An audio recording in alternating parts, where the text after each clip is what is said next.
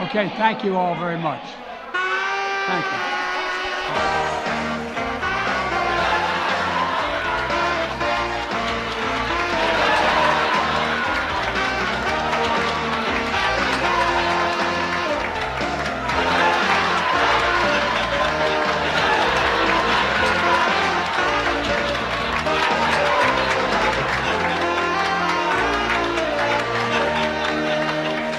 Sit, Ubu, sit.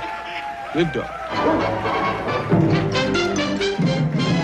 What's going on, everyone? Jeremy here from the Quartering. Absolutely brutal news for the Biden campaign as the backfire, the momentum starter that was what many believe an absurd conviction continues as now new information has come out that Biden is apparently, and many of his peers, severely impaired. We're going to take a look at that, as well as Trump continuing to humiliate Biden on TikTok, as well as Trump's new genius decision.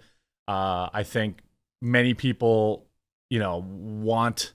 wanted him to do this for a very long time. Many people, myself included, believe that it's what cost him the last election, among other things. But that said, I want to get right into all the news. By the way, I do a live stream every day at 5:30 p.m. Not on my main Quartering channel, but on the Mean Green Free Speech website on my channel, The Quartering, as well as on Quartercast. So if you don't want to leave YouTube, you want to watch on Quartercast, it's fine. It's linked in the description below. I'll be joined by Melanie Mack today at 5:30 Eastern. And here is the Mean Green website, where there's 207,000 followers. So shout out to everyone who follows me there. Let's get right into the news. The big news, let's just start with the TikTok ownage, because I think that's hilarious. Donald Trump has now passed 5.5 million followers on TikTok, while the Biden administration remains below 500,000. For those of you keeping up with the numbers, that is 10 times as many followers as Biden-Harris has. His first TikTok now has 85.3 million views. That'd be enough to win an election if each like was a view. Meanwhile, the Biden-Harris HQ has a pathetic 359,000 and is reduced to putting up videos of Tim Pool to try and get any traction. Now, what I do want to talk about, first of all, is the cognitive decline. Biden displays signs of decline in private meetings with congressional leaders, according to a new report. I mean, the guy is 81 years old. If you watch him, he seems lost. He seems like he's sundowning, in my opinion. Obviously, I'm not a doctor. He seems completely unhinged, completely incapable of making decisions, and now even Democrats appear to be turning on him. Biden, 81, is the oldest person to hold the presidency and has faced skepticism from voters and Republican lawmakers about his ability to do the job. Many Republicans and even some Democrats said that the president showed his age in private meetings, according to the Wall Street Journal, which spoke to 45 lawmakers and administrative officials about his mental performance. Most of the people interviewed by the outlet who were critical of Biden's performance were Republicans, although some Democrats said that the president showed his age in several exchanges. These interviewees participated in meetings with Biden or were briefed on there contemporaneously, including administration officials and other Democrats who did not express concerns about how the president handled meetings.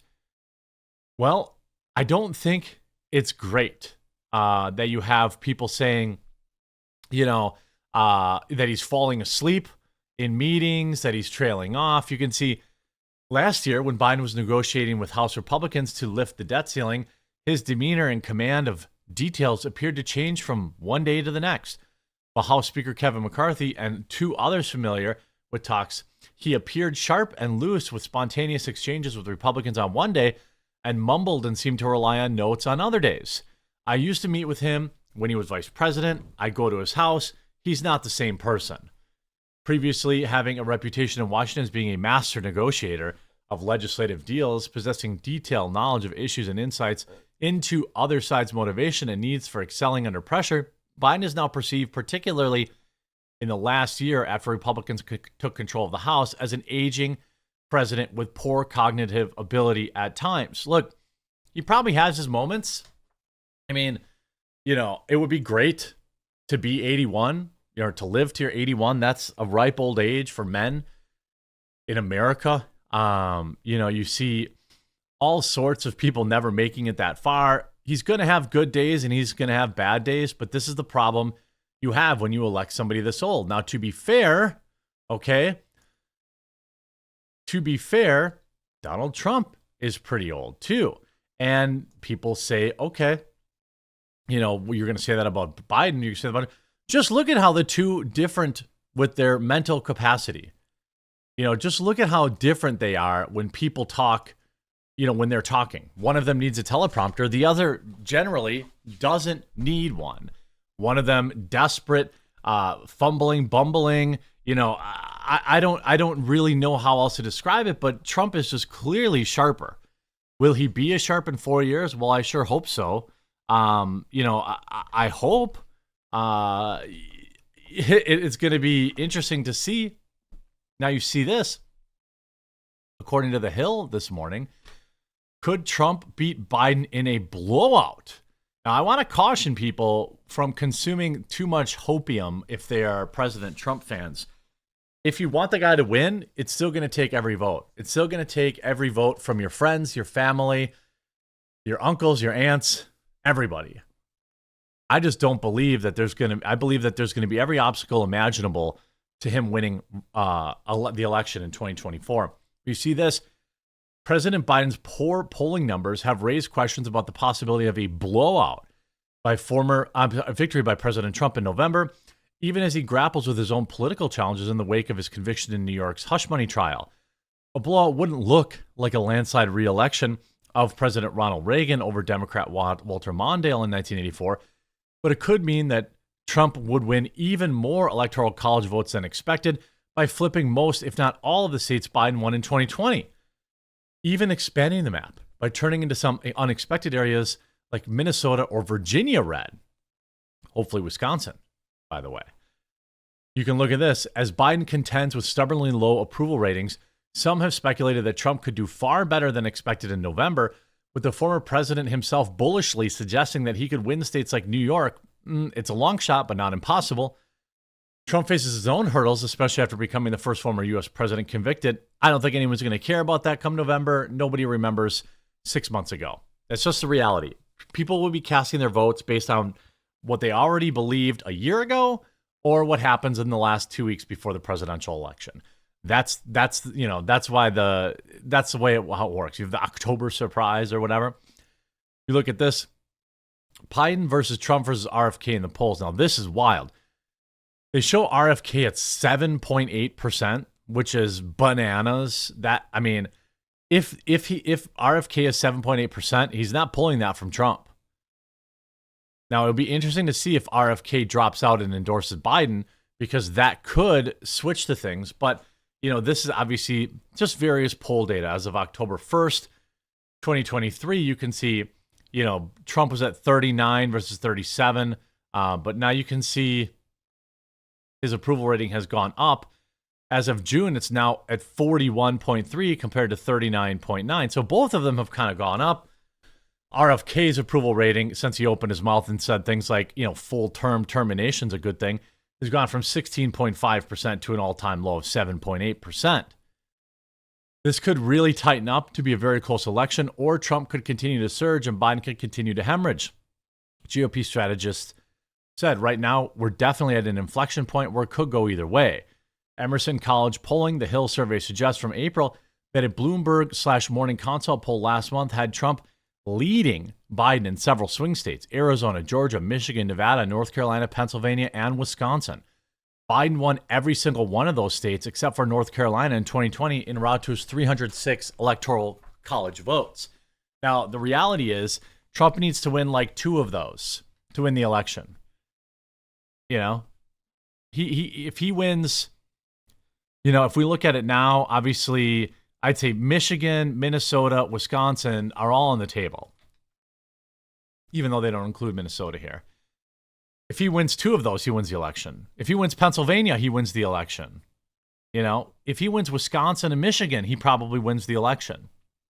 So it's, you know, he needs 207 electoral college votes.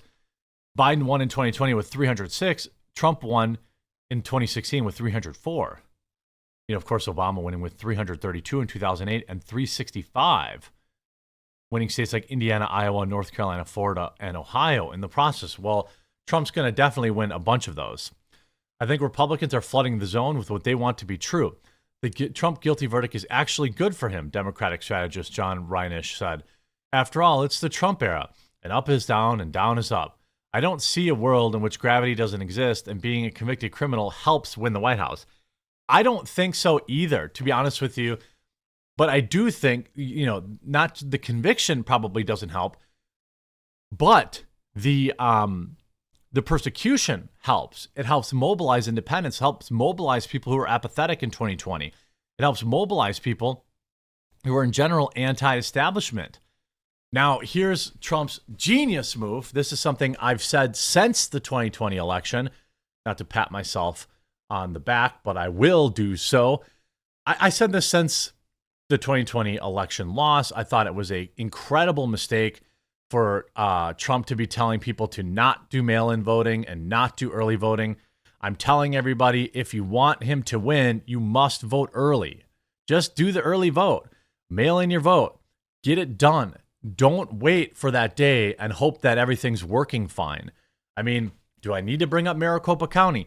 Do I need to bring up all of the machines that were having trouble on that day and people who were still standing in line when the polls closed? So in a stunning and, in my opinion, genius move, Trump has now launched the biggest absentee ballot reversal yet. Former President Trump made one of his biggest reversals on early voting yet, launching his own initiative to encourage Republican voters to cast their ballots ahead of Election Day. Trump announced on Tuesday that he and Trump Force 47, the Republican National Committee's grassroots organization program, focused on battleground states and districts, are launching Swamp the Vote USA to promote the use of absentee and mail-in ballotings and early in-person voting. I was able to do early in-person voting. I felt like that was a little, I don't know. I don't like dropping, a letter in the mail. I did the early in-person, but I think I voted like a week or two before the election. There was nobody even there. It was great. Walk in, walk out, check the website to make sure my vote registered. Everything was great. Republicans must win. We must use every appropriate tool to beat Democrats because they are destroying this country, Trump said in a press release. Whether you vote vote absentee, by mail, early in person, or on Election Day, we are going to protect the vote. We need to make sure your ballot is secure and your voice is heard. We must sweep the radical Democrats with a massive turnout. The presumptive Republican nominee said, this is the way to swamp them. If we swamp them with votes, they can't get away with it.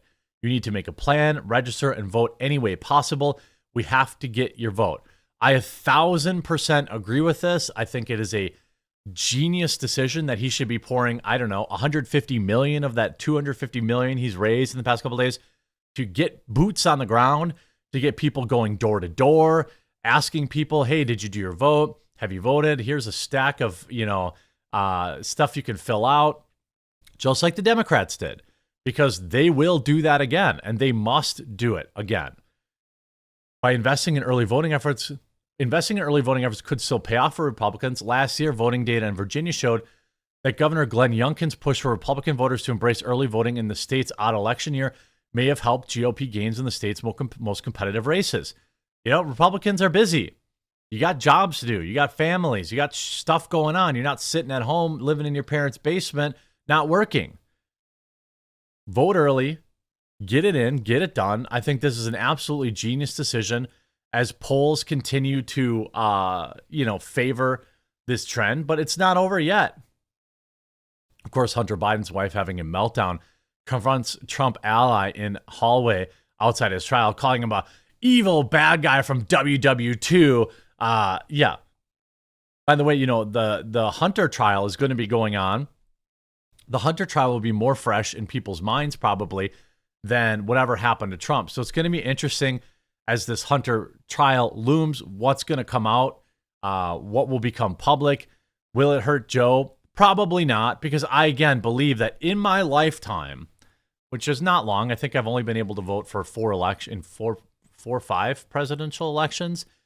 I don't believe that there's ever been a more kind of galvanized vote on both sides than right now, at least in terms of Trump. But he needs to scrimp and save and get every PR win he can between now and November, including getting rid of the gag order, which he asked the judge last night to do, which they should do. They need to do that. Obviously, he's went to the Supreme Court to ask them to toss out their conviction.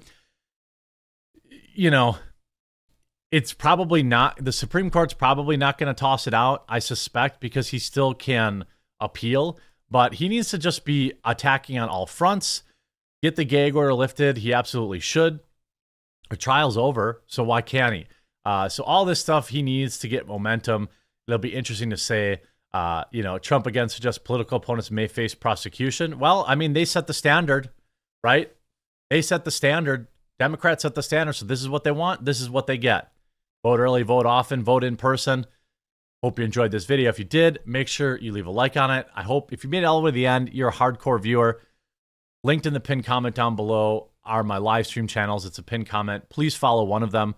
I would never ask you to switch platforms, but if you're going to watch my live, I'd like for you to watch it on the Mean Green website or on Quartercast. We'll see you tonight at 5:30 Eastern, and we'll talk to you again real soon.